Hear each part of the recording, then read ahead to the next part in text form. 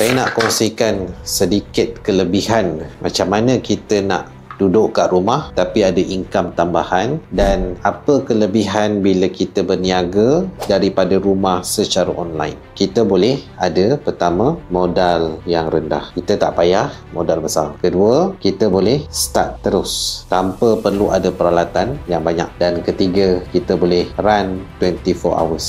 Nak berniaga dengan modal yang rendah, boleh terus buat, dan 24 hours boleh run. Ada banyak cara.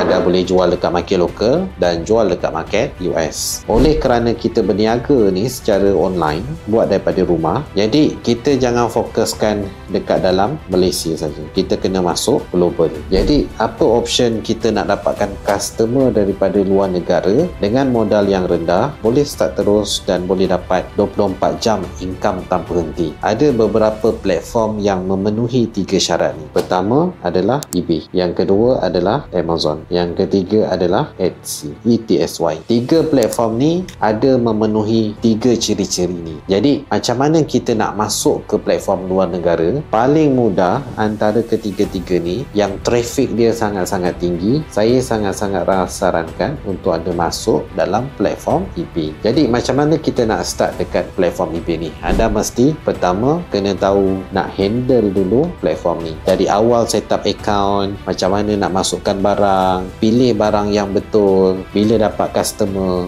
tahu cara nak post, sampailah kalau ada masalah custom, kita boleh selesaikan. Jadi anda kena mahir dulu handle dari A sampai Z tadi tu. Kemudian once anda dah pandai, anda dah tak ada masalah nak menjual. Kedua, anda mesti kena ada account bank daripada luar negara yang boleh accept payment daripada platform eBay ni. Jadi dalam kelas Exportpreneur ni, saya nak share pada anda cara macam mana kita nak bermula duduk rumah dengan modal yang rendah, dan kita set up sekali saja bisnes eBay ni akan run 24 hours untuk memberikan income dalam dolar. Tak salah untuk anda mencuba. Anda boleh tengok ramai student-student saya yang diorang start modal rendah tapi ramai yang dah berjaya dah.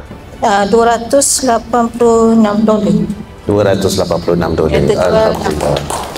Sales? Hasil $3,000. $3,000. Oh, banyak. So total sales for this year around $3,000. $3,000.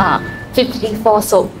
Sampai ada satu pakcik ni, dia kata wife dia malu nak jual pisang goreng depan rumah, tapi lah ni dah berniaga sampai Amerika. Inilah potensi berniaga dekat platform eBay. Jadi inilah giliran untuk anda. Gunakan platform sedia ada, dapatkan income dalam dolar. Tunggu apa lagi? Jom saya ajak anda daftar sekarang. Yuran RM50 saja. Kelas 2 malam. Duduk Malaysia tak apa. Janji gaji mesti.